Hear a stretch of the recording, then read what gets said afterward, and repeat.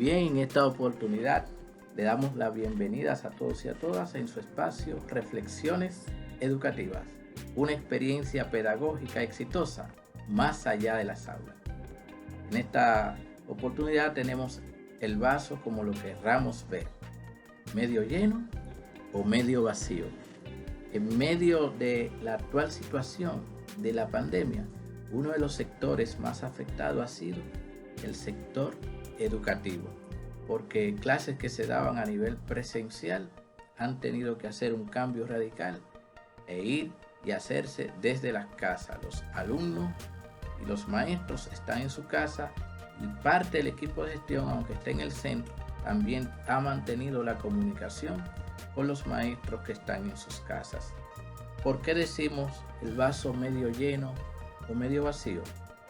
Porque se ha desafiado de una manera improvisada desde la naturaleza. Vamos a decir, desde el ser humano se ha improvisado, pero la naturaleza sabe lo que hace. Diríamos la naturaleza, porque hay quienes han afirmado que esto no ha sido natural. Pero el caso es que todo lo que se venía haciendo en cuanto al esfuerzo de inversión tecnológica y de aprendizaje por parte de los maestros y también de los alumnos para poder virtualizar la educación a nivel complementario se hacía porque era una docencia presencial, pero nos vimos obligados a tener clases desde las casas. ¿Y por qué decimos el vaso medio lleno o medio vacío? Porque como lo quiera ver, más bien solamente un 10% aproximadamente o menos de un 10% tienen el programa de República Digital.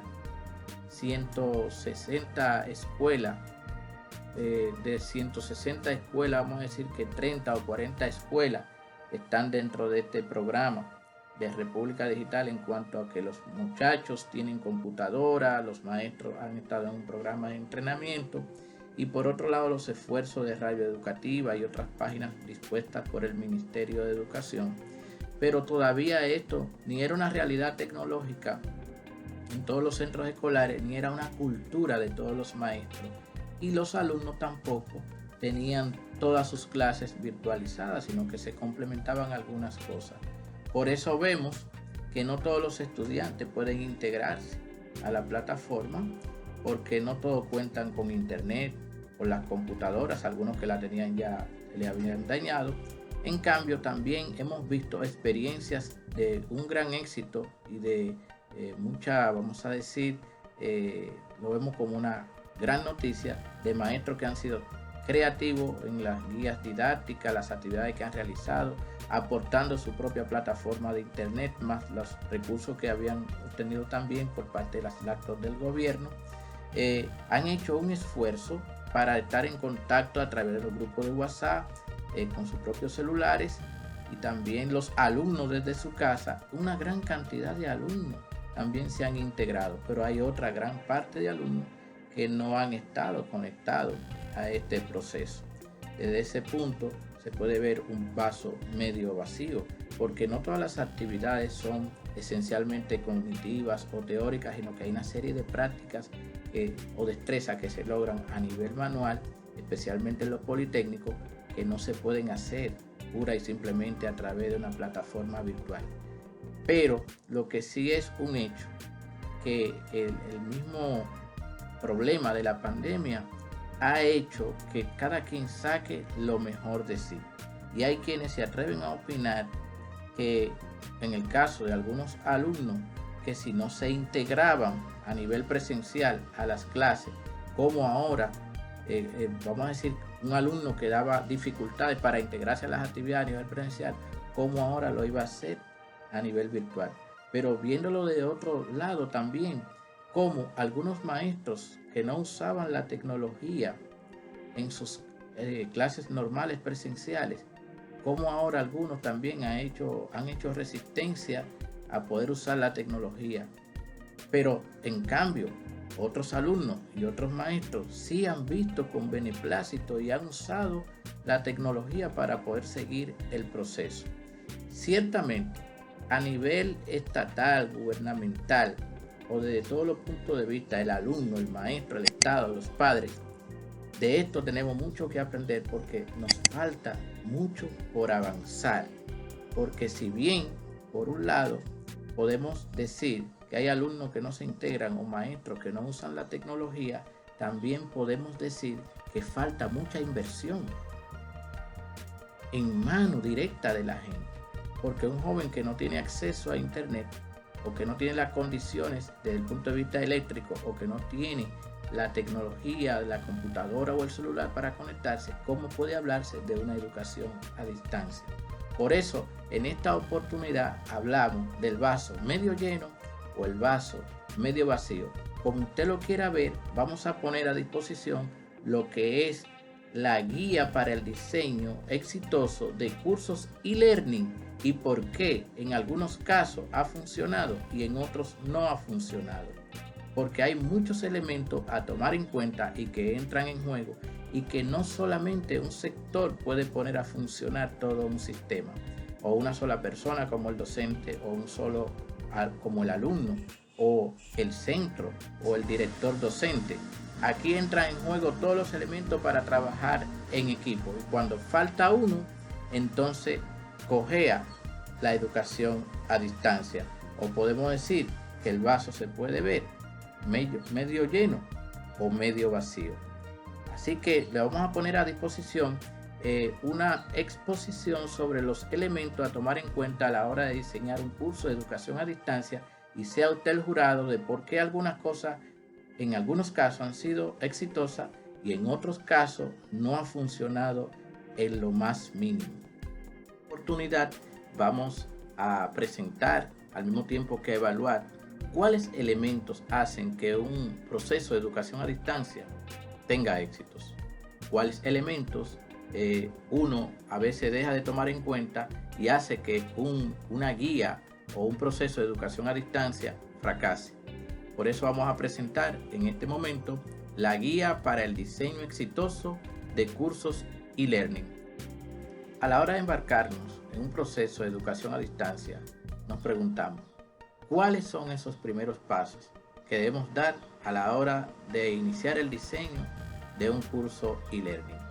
Podemos ver como primer paso que hay que observar si las necesidades que existen en el entorno donde nos vamos a embarcar en este proyecto justifican que se haga un curso de educación a distancia. ¿Cuál enfoque de e-learning vamos a abordar? ¿De qué manera lo vamos a abordar? ¿Cuáles son los componentes de e-learning que vamos a tomar en cuenta? Y si el e-learning o curso a distancia va a ser sincrónico o asincrónico. O al mismo tiempo es uno de los pasos a tener en cuenta, las actividades que se van a desarrollar de manera sincrónica y las que van a ser desarrolladas de tipo asincrónico. Nosotros podemos observar algunos indicadores, por ejemplo, si hay grandes cantidades de alumnos y contenidos a transmitir y trabajar con esos alumnos. Si vemos que el volumen de información es bastante denso y al mismo tiempo la cantidad de alumnos es grande, esta es una señal. Otra señal es la recopilación de datos y seguimiento. Si continuamente hay que estar recopilando datos de la población que estamos abordando y dándole un seguimiento continuo. Y vemos si estos alumnos tienen una característica de que están dispersos a nivel geográfico y están en diferentes lugares y es un poco complicado el transporte de ellos hacia un lugar físico para tomar las clases. Si observamos que la movilidad es limitada, por tanto, al estar disperso se le complica transportarse y muchas veces tienen poco tiempo para el aprendizaje. Son personas comprometidas con horarios de trabajo, compromisos, no solamente porque son adultos, muchos jóvenes hoy día comparten grandes responsabilidades a la hora de producir y llevar ingresos a las casas y tienen poco tiempo para el estudio, pero quieren abordar una experiencia de aprendizaje y de formación. Muchas veces también observamos que hay una baja comprensión auditiva y lectora y conocimientos básicos de computación en el Internet. Estos elementos van justificando el diseño de un curso a distancia. Otro de los elementos que hace necesario el diseño de un curso a distancia es la necesidad de nivelar conocimientos y de homologar zonas geográficas que se han quedado detrás por una u otra razón, y hay que llevarlo al nivel que tienen otras zonas y a la vez desarrollarla. También si existe la necesidad de capacitarlo a largo plazo, que no es solamente un curso muy puntual y se acabó, sino que en esa zona va a ser de manera permanente y a largo plazo que se van a desarrollar estas actividades que se van a diseñar. Y saber que lo que se va a enfocar más son las habilidades cognitivas, no tanto las destrezas psicomotoras, sino más bien las actividades que generan conocimiento a nivel cognitivo. Tenemos aquí también que lo que se diseña se va a reutilizar en el futuro, reutilización del contenido, porque la inversión que se hace en el diseño de estas actividades es una inversión importante, y el que se pueda reutilizar estas actividades genera economía en el largo plazo. Algo muy importante a la hora de diseñar un curso de educación a distancia: debe existir el compromiso y la motivación por parte de los destinatarios de querer integrarse a este proceso, de querer abordar de manera autónoma, no que hay que estar de manera insistente a que se integren las actividades, sino que este público tiene la necesidad interna propia, individual, de quererse formar. Segundo paso, el enfoque de e-learning. Tenemos que hay dos tipos de enfoque, que está el enfoque autodirigido y el enfoque facilitado por instructor. En el enfoque autodirigido hay que tomar mucho más en cuenta que las guías didácticas y de facilitación, el alumno se va a autoconducir en horarios incluso flexibles, en donde no va a estar seguido por el instructor de una manera estricta.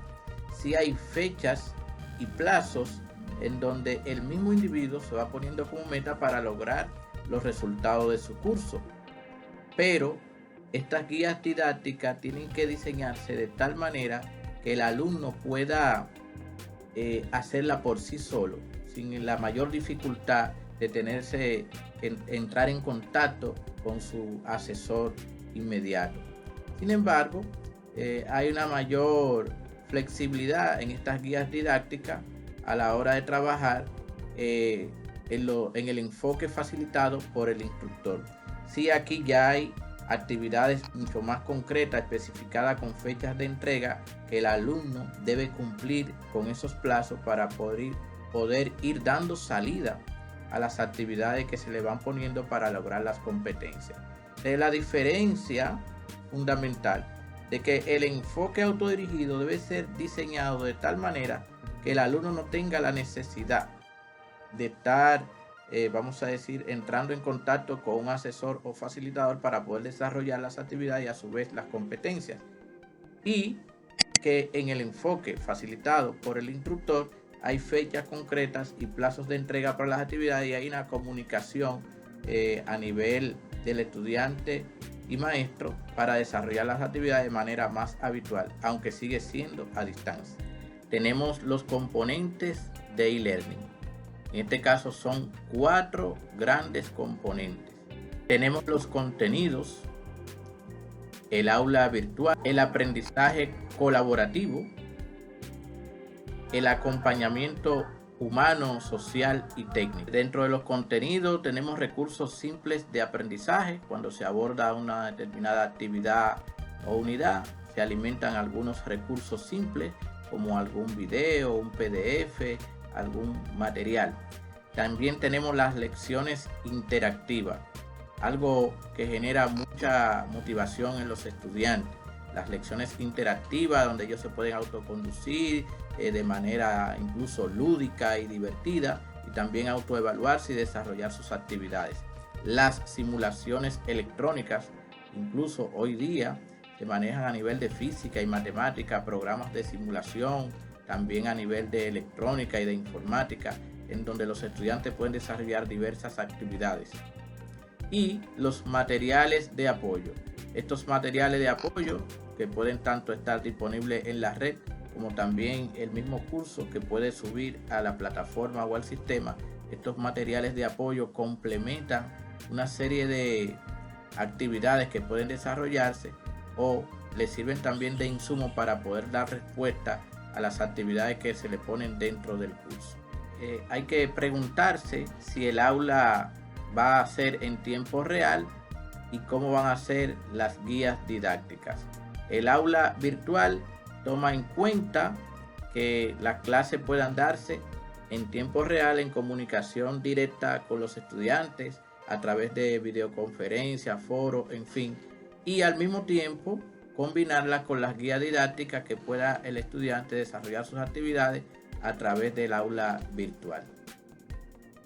Un componente es el aprendizaje colaborativo, donde se diseñan actividades donde los estudiantes pueden hacer discusiones en líneas a través de foros de discusión y también se ponen trabajos de grupo. Igual como se hace a nivel presencial, se puede hacer actividades colaborativas a nivel virtual y se le llama a esta actividad colaboración. Un cuarto subcomponente es el acompañamiento humano, social y técnico, muy capital para poder elevar y mantener la motivación del estudiante, del alumno, llamado también e-tutoring, e-coaching y mentoring. En este nivel o en este subcomponente, el acompañamiento es sumamente importante porque estamos a distancia. El acompañamiento hace una cercanía entre el alumno y el instructor facilitador y mantiene en el tiempo esa motivación y compromiso en el alumno. ¿A través de qué? A través del apoyo individual, porque cada quien aprende a un ritmo diferente y tiene necesidades diferentes de aprendizaje. Herramientas de técnicas de facilitación, donde el facilitador le da acceso para que este alumno pueda salir de algunas dificultades que pueda estar representando. Y muy importante, la retroalimentación. Desde la interpretación de un mandato o en el proceso del desarrollo de una actividad o las dudas que se le generan, incluso las propuestas que pueden surgir del alumno, porque el alumno es un ente activo, participativo y donde puede también tener contrapropuestas ante una actividad que se le pueda estar proponiendo para su propio desarrollo y pueden generarse ideas creativas. Está la retroalimentación. Incluso también cuando se hacen las correcciones de trabajo se le da el punto donde pudo estar fallando, donde puede mejorar, las felicitaciones, en fin. En otro paso tenemos el e-learning asincrónico, no menos importante, porque aunque el sincrónico es el tiempo real, muchas de las actividades del e-learning sincrónico quedan grabadas y se convierten en asincrónico. El asincrónico lo que hace es que el alumno pueda accesar independientemente del horario, esté el maestro presente o no, o los otros compañeros presentes o no, él puede accesar a través de correo electrónico, foro de discusión que quedaron ahí grabados, a través de las bibliotecas wikis, los blogs y los webcasting. La diferencia es que ya eso, aunque se pasó, quedó grabado. Ese webcasting pudo haber sido en vivo, pero quedó grabado, y esa grabación, aunque no participó, vamos a suponer un alumno en particular directamente, él puede ver lo que sucedió ahí y retroalimentarse y tener entonces aprendizaje. A través de los blogs que están publicados, no está en tiempo real, pero puede hacer comentarios y puede tener posteriormente una respuesta. Los foros de discusión, los correos electrónicos, todo esto, esta parte asincrónica hace que lo haga incluso más flexible, porque hay personas que tienen dificultad de estar en tiempo real porque se le complicó un horario de trabajo o tuvo una situación. En cambio, lo que quedó grabado en el e-learning asincrónico, esto puede resolverse. En definitiva, todos estos pasos que nosotros tenemos aquí, tomando en cuenta cuáles necesidades justifican el que se haga un diseño de e-learning, tomando en cuenta los enfoques, si es dirigido o autodirigido, o los componentes de e-learning, tanto el aula virtual, los contenidos, y demás. Y el e-learning sincrónico y asincrónico, lo que lo vemos es como un paquete. El desarrollar una de estas partes y dejar las otras sin tomar en cuenta es lo que hace que un curso de educación a distancia pueda fracasar. Ahora, cuando tomamos de manera equilibrada todos estos pasos, hace que vaya garantizándose un mayor éxito en el diseño e implementación de un curso de educación a distancia. Abordado los primeros pasos e identificadas las necesidades en esos primeros pasos a la hora de diseñar un curso de educación a distancia, podemos preguntarnos, ¿qué necesitamos para poder enfrentar de manera exitosa el proceso de diseño? Valga la redundancia, identificadas las necesidades, ¿qué necesitamos? Un gran equipo de gestión, grandes actividades dinámicas y atractivas, junto a un gran conjunto de tecnologías. Pasan por un proceso de varios pasos: análisis, diseño, desarrollo, implementación y evaluación. Sin este proceso no podemos tener actividades bien diseñadas. Y si las actividades no están bien diseñadas pasando por este proceso de análisis, diseño, desarrollo, implementación y evaluación, entonces estamos apostando al fracaso del curso. Una actividad a la hora de ser diseñada, debemos identificar si se necesita ese tipo de actividad dentro de un determinado módulo o dentro de una determinada unidad. ¿Cuáles son los destinatarios? ¿Qué características tienen? ¿Qué nivel tienen? ¿Cuáles son sus necesidades específicas y el tipo de aprendizaje que tienen estos destinatarios? ¿Cuál es la realidad que tienen esos alumnos?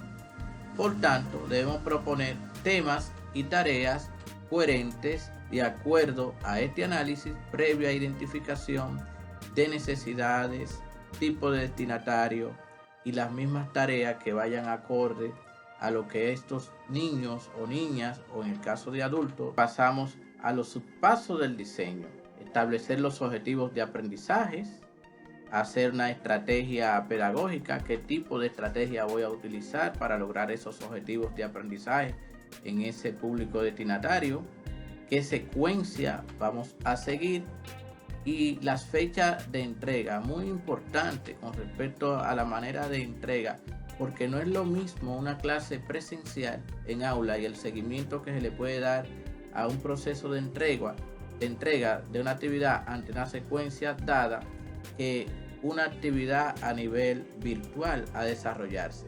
Las fechas de entrega tienen que ser equilibradas y coherentes con el grado de dificultad de las actividades que se están diseñando, porque esto puede provocar una frustración en el destinatario, en el alumno que está recibiendo y desarrollando las actividades, enfrentando las miles de dificultades que puedan estar dentro de su entorno. Entonces tienen que ser sopesadas de manera que uno pueda ponerse en el lugar de esta actividad que estoy desarrollando, puede ser elaborada en ese tiempo conforme a esa realidad, cuáles elementos necesita para que puedan manejar ese tiempo. Y la entrega de la evaluación: una vez este alumno ha desarrollado sus actividades, quiere ver los resultados obtenidos, la retroalimentación, en qué falló, en qué puede mejorar. De algún modo, todos de alguna manera nos interesa mucho más la nota que el propio aprendizaje, pero ahí el facilitador tiene que saber manejar sin desestimular al alumno. También tiene que identificar los puntos débiles y reconocerle sus fortalezas y mantener siempre la animación para que este alumno siga adelante de una manera, vamos a decir, comprometida y autónoma en su proceso. Hay que tomar en cuenta qué tipo de contenidos van a desarrollarse en esa actividad. Por tanto, debemos contar con un guión previamente elaborado para poder elaborar y desarrollar esos contenidos dentro de la actividad, con unos recursos didácticos coherentes y acordes con el contenido y los objetivos de aprendizaje establecidos en el análisis, porque esos objetivos de aprendizaje deben lograrse a través de una buena estrategia con recursos didácticos bien diseñados, con un guión que me ayudaron a poder elaborar esos recursos didácticos y esos contenidos. Actividades vamos a implementarla y por tanto debemos tener cómo instalar esa actividad en algún tipo de plataforma y cómo distribuirla porque estamos a distancia y llegar entonces al público destinatario y cómo entonces a la hora de esos alumnos desarrollar y poner en práctica las actividades, cómo vamos a gestionar esas actividades, porque hay que retroalimentar, hay que acompañar, hay que valorar y evaluar durante todo el proceso. Entonces hay que ver cómo se van a recolectar esas evidencias en lo que fue una actividad implementada por nosotros en cuanto al diseño y ejecutada por ellos desde el punto de vista del aprendizaje que ellos fueron generando a la hora de realizarla. Nosotros la distribuimos, pero también la gestionamos. Y dentro de lo que necesitamos para poder salir con éxito en el diseño de un curso de educación a distancia es un gran equipo de gestión según roles. Esto juega un papel sumamente crucial porque el maestro no es un ente aislado ni está solo, está dentro de una institución, está dentro de un equipo, ni el director ni los demás componentes están independientes a lo que está haciendo el maestro y lo que está haciendo el alumno. Hay un gran equipo de gestión detrás, antes, durante y después de todo el proceso. Tenemos el director de recursos humanos y capacitación. Y entiéndase que es una persona que no solamente va a estar ahí para dar órdenes, sino para animar y, muy importante, capacitar. Esa palabra va a ser recurrente y no solamente en cuanto a la palabra, sino en cuanto a ejecutar diferentes programas según la necesidad del personal. Tenemos los diseñadores instruccionales. ¿Qué sería un curso de educación a distancia sin buenos diseñadores de las instrucciones a seguir? Los expertos temáticos.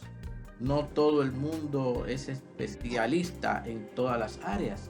Estos expertos temáticos trabajando en equipo según las necesidades que vaya teniendo cada área en particular, cada módulo, cada asignatura, cada maestro puede colaborar como experto temático para poder apoyar las otras áreas.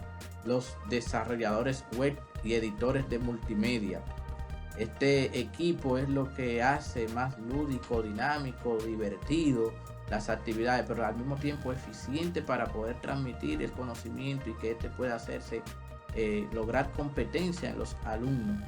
Y de manera personal, yo considero a los diseñadores web y editores de multimedia las personas que hacen que sea como estar ahí en la clase, sea como vivenciarla de manera presencial y que uno pueda no abandonar la motivación.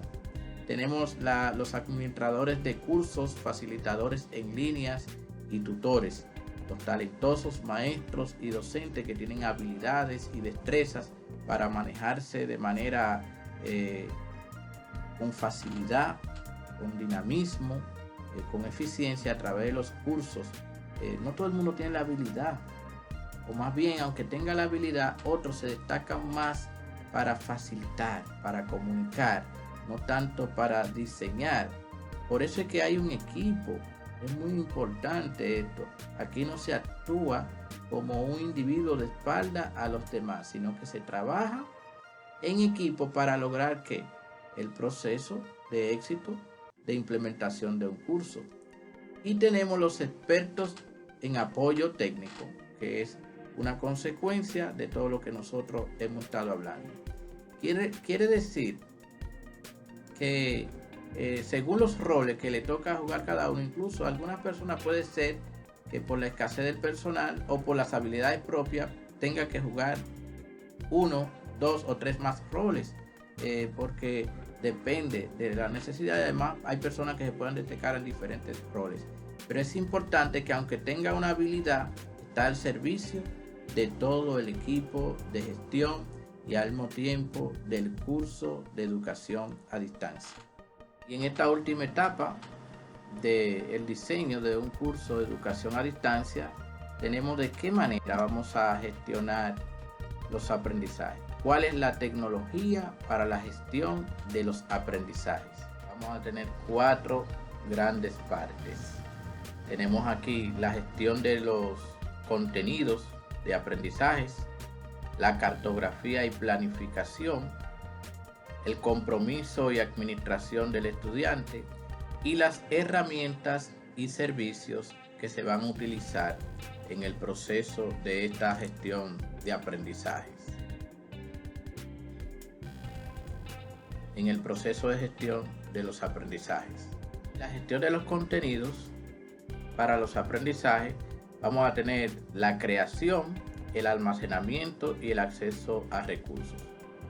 Quiere decir que la creación va a tener un proceso de dedicación de tiempo y de esfuerzo por parte del docente, y también la misma gestión debe facilitar esos recursos que necesita el docente para poder complementar ese proceso creativo. Un contenido no puede estar ahí tirado per se, aquí está el contenido, sino que tiene que ser un proceso de creación con amor, con entusiasmo, donde se van a almacenar esos contenidos, porque a nivel de lo que es la gran web o el internet hay un costo por almacenamiento para que la persona en los hostings puedan tener acceso a esos almacenamientos, y precisamente el acceso a estos recursos se hace vía internet y en línea. Entonces todo esto hay que tomarlo muy en cuenta, porque a veces se sobrepasa la capacidad de alojamiento de un determinado contenido y colapsa la plataforma, y ahí eso genera diferentes dificultades, porque en una semana que haya un colapso, tanto el maestro como el docente y la misma institución sufre un estrés educativo bastante intenso, y además retrasa muchísimos procesos. Por tanto, en la creación de los contenidos debe tener en cuenta estos asuntos, porque el peso, los formatos que se utilizan para poderse manejar con fluidez, y el ancho de banda tanto del destinatario como de la misma institución debe ser sopesado en la gestión de los aprendizajes.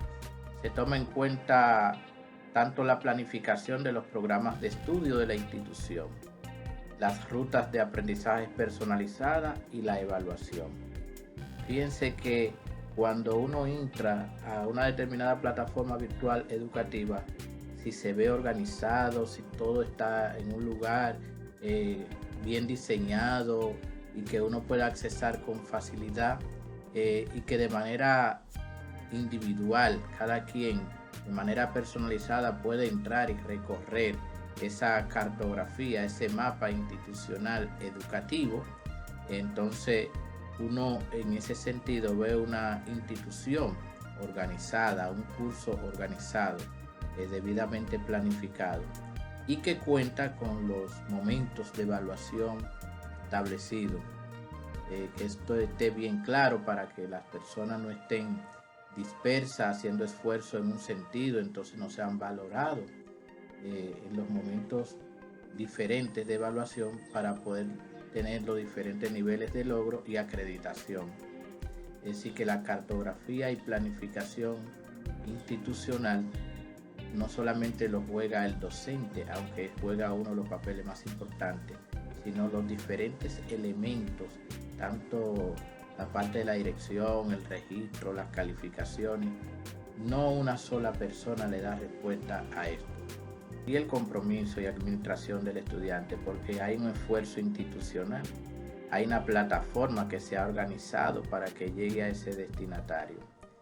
El estudiante debe asumir una responsabilidad por estar informado por todo lo que fluye en el sistema. Todo está servido a la mesa para él, pero debe haber un compromiso y el registro de sus avances, que él pueda ver su propio progreso y pueda él autoevaluarse dentro de ese progreso y hacer los ajustes necesarios, porque se ha hecho una inversión en ese curso, un esfuerzo, una creatividad. Más allá de lo económico, hay toda una especie de diseño creativo que lleva un esfuerzo intelectual y de muchas horas de trabajo.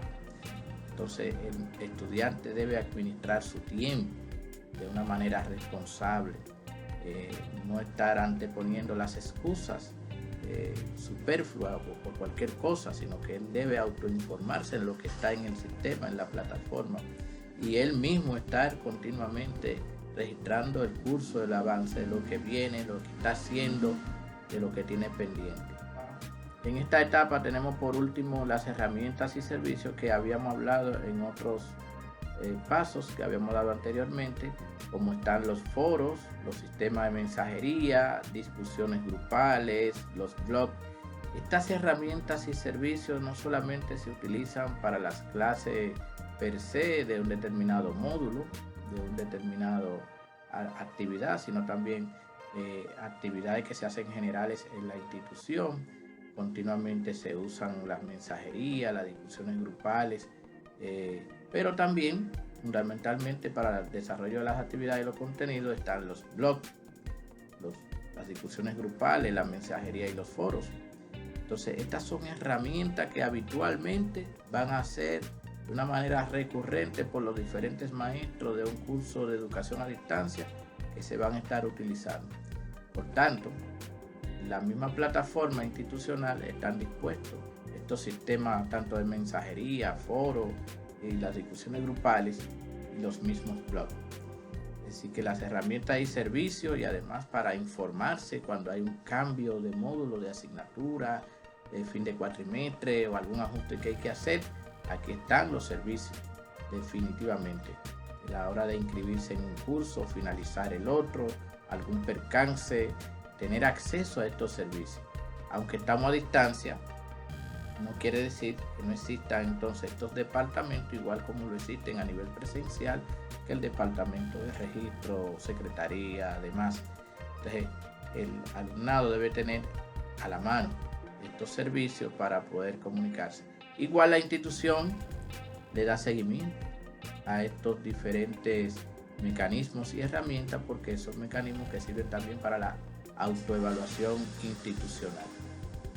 Y llegando al final de este compartir de experiencias en cuanto a la guía para el diseño exitoso de un curso e-learning de una educación a distancia, vimos que hay que tomar en cuenta una serie de pasos que hay que dar al principio y que el equipo de gestión juega un papel importante a la hora de participar en este diseño y que hay que enfrentar una serie de etapas para poder abordar este proceso.